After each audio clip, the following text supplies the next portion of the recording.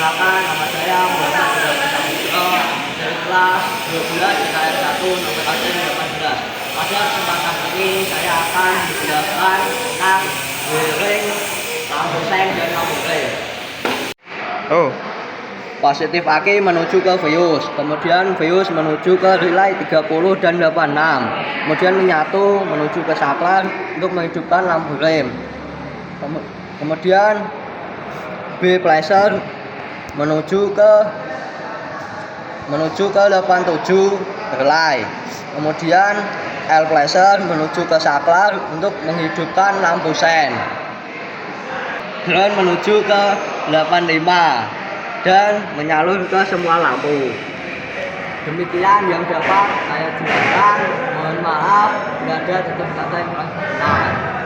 Wassalamualaikum warahmatullahi wabarakatuh.